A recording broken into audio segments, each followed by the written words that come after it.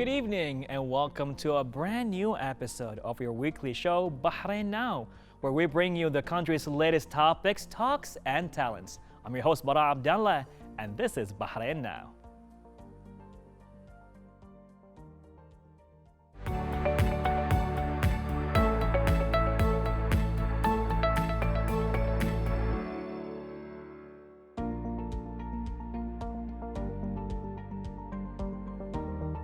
Al Usra Supermarket has launched Mahalli, a local entrepreneurship support program, as the latest addition to the supermarket's Think Local initiative that was introduced in 2011 to support local producers, businesses, and the community.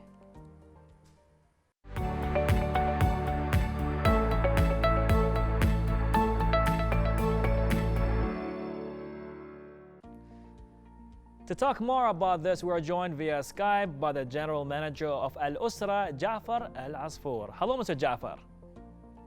Hi, good evening. Thank you for the invitation and thank you for the elaboration about the program. The pleasure is all ours. So tell us more about the new initiatives. Yeah, it's an exciting progression of our Think Local initiative, which was introduced back in 2011. This year, we have witnessed a born of a new baby, which is Mahalli. Mahalli project is all about finding a local entrepreneurs and those who are passionate about coming up with ideas and projects that we aim to support and give a chance to get in and work with us at Al Usra. So the project is all about finding local entrepreneurs who are passionate and having exciting projects which are relevant to Al Usra. We get them on board, support them, and keep them going. Amazing. So how can entrepreneurs make use of such initiative? Yeah, it's a simple process. What they need to do, apply for the competition or the program. It's open until end of this month. And we're going to be toward the end of it, select winners and those who are eligible to get into the program. Application is available on our website, alusraonline.com. All right. So what are the requirements and is there any deadline for the registration? Yes, it's end of January. People could apply for it, and there are not a lot of requirements. You just need to be above 18 years old. You need to be Bahraini. Your business should have exist for almost a year, and you should not have received any support from any other bodies. And you're more than welcome to apply for the program. Well, thank you very much, Mr. Jafar. Any last words on this occasion? Yeah. It's exciting for us to be, welcoming local entrepreneurs and youngsters and those who are passionate about setting up their business and developing their business. We look forward for applications, and we hope to find those talented individuals whom we can support and bring on board with us. Thank you very much, General Manager of Al Usra, Mr. Jafar Al Asfour. I'm looking forward to the program, Mahalli. Thank you very much.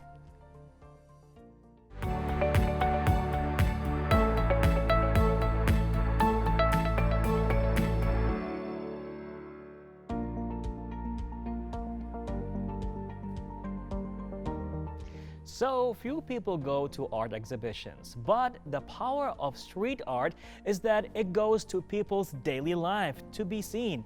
Street art is known to be urban poetry. So let's watch the following report by our very own reporter, Walid Lebloushi. Hey guys, what's up? I'm glad you joined me and Hassam right here. I know the graffiti behind me took your attention, right? Let us show you how we made it.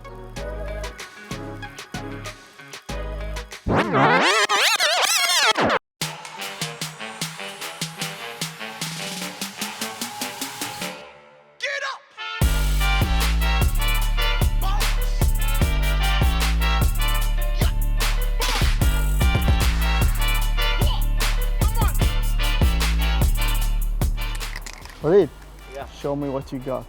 What? What do you mean? Come on, I want you to draw forward.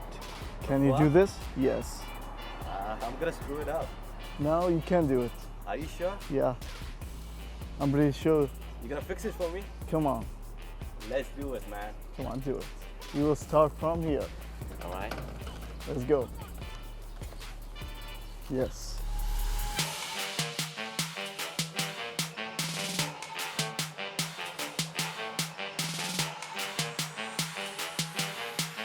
Okay, so you can draw something like, see, I'll give you an example actually.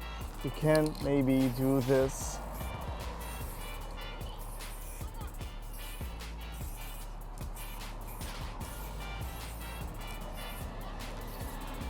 As an art in Arabic. You took it to the next level, man. Yes, exactly.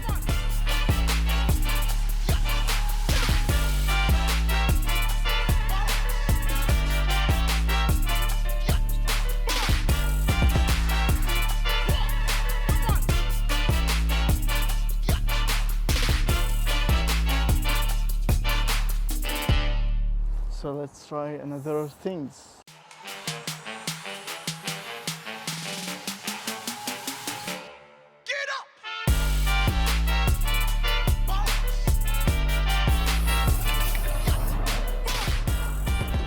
Hello, my name is Hussam Al-Aradi. I am a Bahraini graffiti artist. Cars and street art go very well together, and you can feel the free, creative graffiti combined with the power of engines and motors.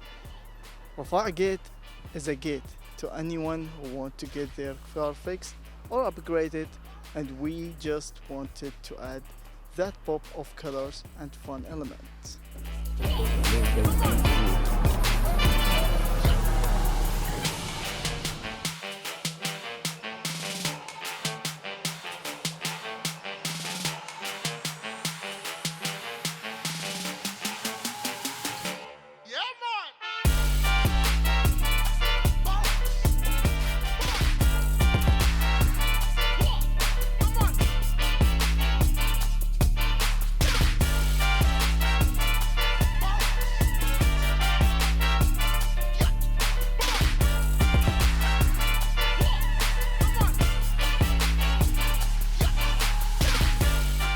Go big or go home.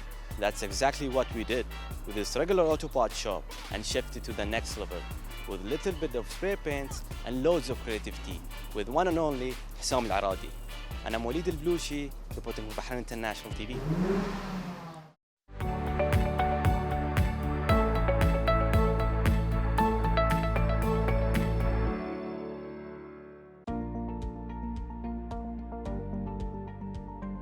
With us in the studio is the calligraphy artist and graffiti artist, Mr. Hussam Al-Aradi. Welcome to Bahrain Now. Thank you.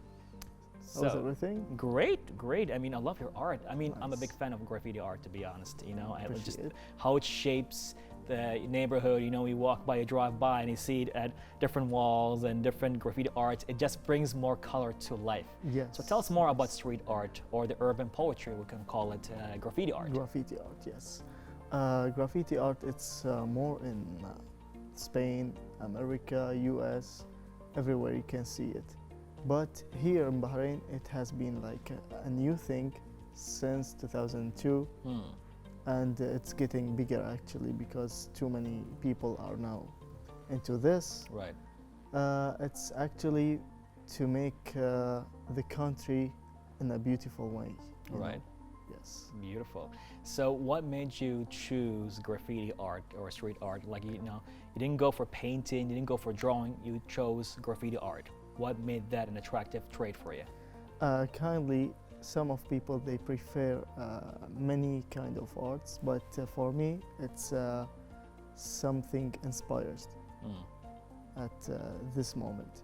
I've been started like since 17 years old. Or, Wow, Yeah, amazing. like Amazing. it's 9 years now. Yeah, pretty much. It's a long time. It's a long Definitely. time. Yes. So what do you use? I mean, I see a lot of spray, but I'm sure there's a technical term for that, right? I guess. So what do you use for Exactly. graffiti art? Actually, we use the MTN spray cans. Okay, It's a professional for the artist and the graffiti art. amazing, amazing. Yes. So now, do you prefer to be called a calligrapher, or a street artist, or a graffiti artist? Which terminology? Street artist and graffiti artist. Because calligraphy, it depends on the words actually, but it's more into Arabic words. Okay, okay. So, what kind of Arabic words do you like to play with normally when it comes to graffiti art? In Arabic word, we can make many things actually, Mm. many ideas, many things. But in English, we can do more than Arabic actually. All right. It's more fun. Really? Yeah. Why is that? Because you can see more in Spain and US, Right. you can learn from them a lot of things. Right. That's why you can use this into your thing, you know. Okay. It's more than Arabic. But here in Bahrain nowadays, some of more people, they are using Arabic into this kind of a thing, but Okay. it's something pretty much beautiful. It is beautiful. Yeah. I mean, we were used to always see that when it comes to street art, that when it comes to, again, street art, is they use paint and brushes, Yes. not really graffiti. But you said it right. A lot of graffiti artists are mostly like, you know, they use English as their form of expression. Yes. And there's a lot of examples on YouTube and different digital platforms that you can actually take as an example for you to learn and mimic. So any, let's say, certain artist, do you like to copy or mimic his art? Actually, there's too many people, too many artists that's popular in the world, like Smonova and Okay. Mustafa Al-Halwachi. He's Mustafa Al-Halwachi, in amazing, Bahrain. yeah. Yes. Actually, he inspires me to this mostly. Right. Yeah. I mean, that's the right word, inspiration, right? Inspiration, that's the beautiful thing in the whole world, actually, Right. yes. So where can we see your art mostly? Nowadays, you can see it in more than restaurants and coffee shops and avenues, the latest one. All right. Yeah. All right. Can go there and take a selfie with it and say, I Yes, had a you talk with can. Hassam. You can. Definitely. Yes. So what's the future for you in graffiti art? Probably it's a big journey for me Okay. for this, and I want to make Bahrain more beautiful for this kind of art, you know, so we can use this into all of Bahrain, so we can make some signatures, Right. nice signatures in our beautiful country. I am looking forward for We your hope signatures so. around Bahrain. Yes. I mean, just even hunt them like a treasure hunt exactly. at some point. Great stuff. So any last words to your viewers here on Bahrain Now? Don't give up on your dreams. You can do this thing into any kind of materials, spray cans or brushes or anything. You can do this. Amazing. We can do it, definitely. Well, Definitely. Mr. Hassam, looking forward to your art and making Bahrain a more beautiful place, definitely, with your art. Thank you very much Yes. for being with us here on Thank Bahrain you very Now. much, and have a good day. Thank you very much. Pleasure. So, ladies and gentlemen, looking forward to see more arts with Hassam Al-Aradi taking place right here on Bahrain Now. Stay tuned.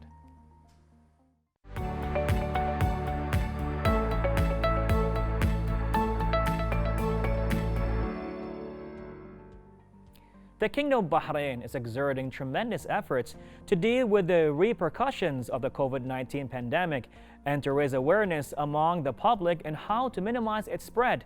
To talk more about this matter, we are joined via Skype by the Chief Resident in Internal Medicine and the Geriatric Medicine, Dr. Abbas Farouk Jamal. Hello, Dr. Abbas. Yeah, hello. How are you? I'm great, Doctor. Thank you so much for joining us on the show. So, considering the spike in COVID-19 cases recently, what is the best way to deal with the current situation? Yes. Regarding this COVID-19 now, we are taking a safety measure in all aspects, including avoidance of a social gathering, which is more necessary wearing mask, using sanitizer, restrict to all instruction given by the government. Also, we should inform if there is any symptoms started, we should inform to avoid any progressing of the disease. And also we try to inform if there is any contact with any person, we should inform about them. And we should update ourselves about the COVID news and vaccination actually. Thank you very much, Doctor. So, with that being said, what are the best measures to be taken, especially at the workplace? Regarding the workplace, we should practicing social distancing. If possible, we should practicing of the social distancing, providing resources and work environment that promote personal hygiene. For example, tissue, hand soap, sanitizer, disinfectant, regular hand washing. All this we should try. And also, if possible, we should wear personal protective equipment. So, with that, what's the recommended procedures when in contact with a COVID-19 case or a suspected case? Yes. If any contact with any positive cases, first thing we should isolate ourselves. We should isolate ourselves and directly inform 444 to follow the instruction of the 444. Also, we should inform if there is any contact with any person, we should inform about them. So first, isolate yourself, inform 444, and follow their instruction, and to inform if there is any contact. Thank you, Doctor. Would you like to add anything before we conclude? Yes, I want to add. I need to advise who's in the home isolation. They should be strong. First, they should be strong. I need them to take a supplement like vitamin D, vitamin C, zinc oxide. All this, it will more protect and it will help the immunity. And they should take a natural food which is increasing the immunity of the body, like onion, like gargle, like ginger, like fresh orange juice, fresh lemon juice. Drink excess of water to avoid any dehydration. If there is any progress in their disease or in their symptoms, they should inform 444. Close contact. If there is any close contact, this is more necessary that they should know, all people, that if there is any close contact, I prefer to avoid to go for the random testing. It's better to be at home and call 444 to arrange for them appointment for the swabbing. And the vaccine, which is the first line of defense against severe complication of COVID. It will be prevent the progressing of the disease, or it is minimizing the disease. It will not be preventing the disease, but it will be minimizing the disease. So vaccine, I recommend everybody should be, and stay at home. Thank you, Doctor, for joining us, and we call upon everyone to adhere to all the precautionary measures outlined by the National Task Force for combating the coronavirus COVID-19 to keep our society on the pace of not spreading the COVID-19.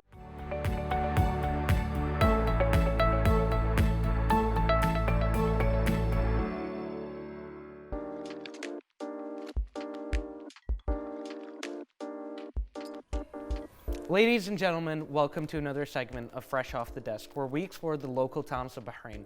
We have an awesome poet with us here tonight, Kavranj. Kavranj, how are you doing tonight? Hi, I'm doing really great, thank you. Thank you so much for coming in. Thank you for having me, this is great. Thank you so much. I'm glad you're enjoying it so far. So let's dive into it. How did you actually start writing poetry? So it's a funny story, right? Because my name actually in Sanskrit means poetry. And as a kid, I was always exposed to a lot of literature and art in the house. And I had always been writing, but I could never really crack that field of poetry, right? So I sort of forced myself into it. That's and amazing. That's how it happened, really. And you mentioned that you come from an artistic family backstage. So could you tell us a bit more about like what your family does? So what we do is, all the women in my family, we own a business called Create It, and it's just, I think, about 2 years in the making, and we run all these different arts classes to help empower the people of Bahrain to learn at least one creative skill in their lifetime. So it ranges from art classes to theater to public speaking to writing boot camps, which I host, you know. Okay, that's amazing. So tell me a bit more about your poetry. If you had to give it like a genre, what would you give your genre of poetry? That's interesting. I don't know about a genre, but I do definitely take my influences from the Indian writer Arundhati Roy, because she writes with this very earthy, calming sense of groundedness, and I like to root myself in that. And that's as far as I would say, because I like to break all kinds of genre. Yeah, I know. I mean, as a writer myself, I know like it's so fun to actually explore like different styles and different genres. And you know, it's pretty cool because like you haven't actually been in Bahrain for long, have you? No, I haven't. I moved here in March last year. So my family's been here since 2018, but I just got here right after university. So it's been an interesting ride. It's a really nice place. Amazing, and honestly, we're glad to have you. I mean, when I looked at your profile, I was really impressed with your poetry. I mean, just looking through it, like, I couldn't help myself. I was just like reading each and every one. Do you have a personal favorite? Probably the angry ones. The angriest ones are my favorite, yeah. Very therapeutic, huh? Oh, yeah, 100%. So, how do you channel that? Like, how do you take an emotion like anger and then funnel it into like the incredible like poetry that you've published? So I think what happens is when you're in a space that's conducive to writing, then you get to actually explore your emotions in a completely different way and manipulate language to more accurately identify what you're feeling and how creatively you can let that burst, you know. Amazing, powerful words. And could you tell us a bit about how you started actually posting your poetry? Because I know, like, I've always been hesitant to share my writing, and you know, honestly, it is so brave of you to actually put it out on Instagram of all places. So could you tell us about how you got started? Well, I had been writing forever, right? Like, I've been writing since I was a child, and no one was reading it, and I didn't really know how to get through, like, into publishing, and I didn't know if my work was even good enough. So honestly, it just came out of this impulsive need to, like, post something that wasn't a picture of my life or my food or, you know, my pet. So that's essentially how it got started. And then when the reactions were good, then I started making it like a regular thing. It's amazing, and I mean, I can tell, like, just looking at how your Instagram is developing, I think you're gonna go to big places. So tell us, like, what's your process? Like, do you have like a signature process when you're gonna write a poem?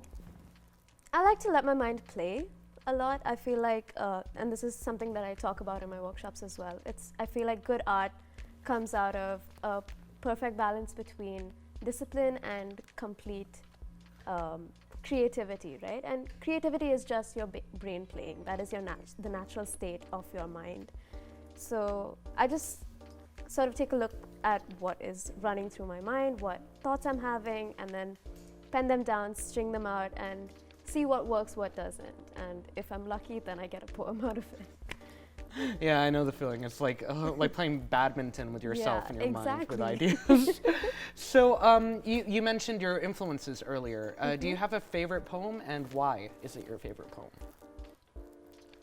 I'm not sure if there's a favorite poem, but literally all of the works by Kamala Das, because she was the first poet and author that I had read from the state of India where I hail, right? And that's Kerala.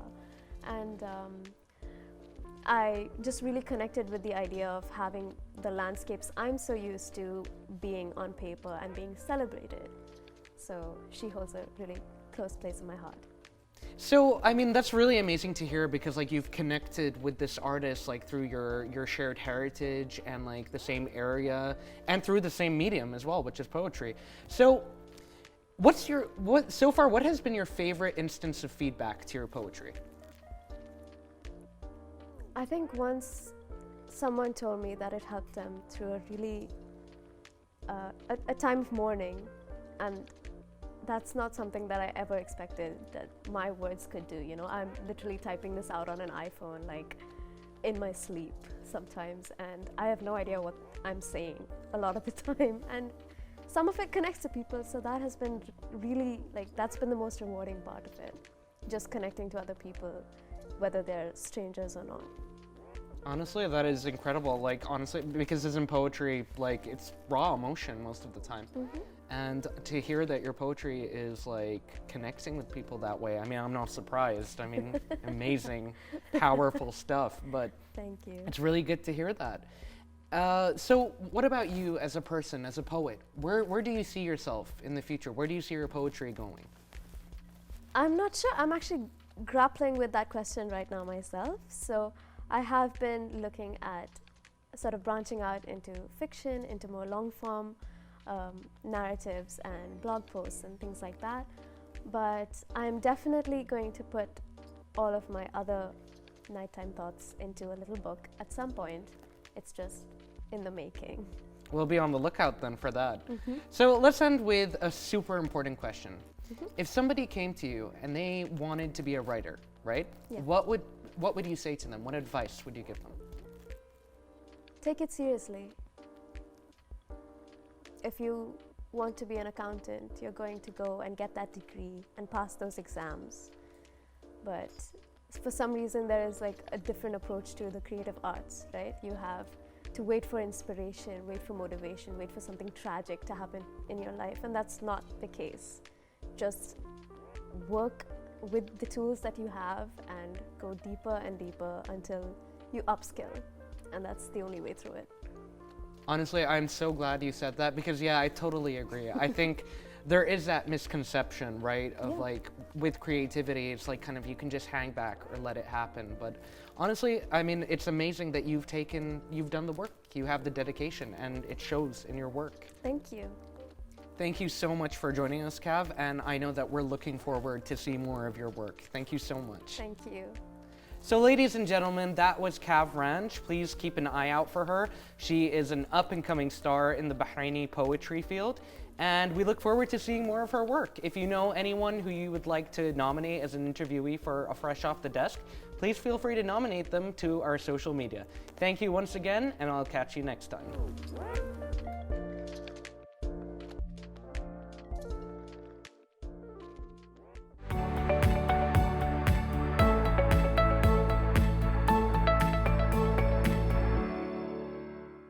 Now, for an exclusive look at the McLaren's showcase of its new Artura, Walid Al-Balushi joins this showcase, the first of its kind in the Middle East. Power, intensity, and force.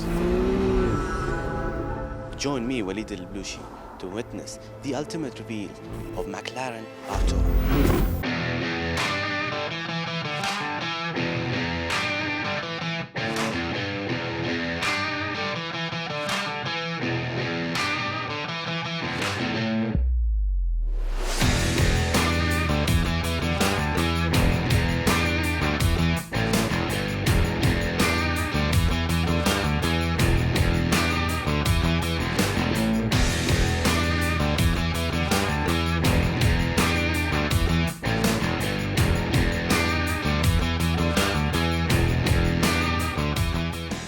It's only right that for the Middle East we launched the car here, and it coincides with the global debut that took place today, early hours of this morning. So yeah, for us there's only one place, and it's Bahrain to launch the car. The Artura for us is something incredibly exciting. It's the first of our new McLarens on the new, what we call McLaren carbon lightweight architecture. Motor that we have, which is brand new for McLaren, developing 680 PS and 95 PS coming from the electric motor. So this is just truly it's a supercar that customers are going to be thrilled to drive. Firstly, let's have a look at the car, and then later on this year, let's get behind the wheel and experience McLaren in its true force. We're really happy to be part of the global launch of the Artura here in Bahrain. The Artura is the future of McLaren with the plug-in hybrid system. The car has unique features, and we're looking forward to have the first vehicles in Bahrain soon, so we can hear the feedback from the customers.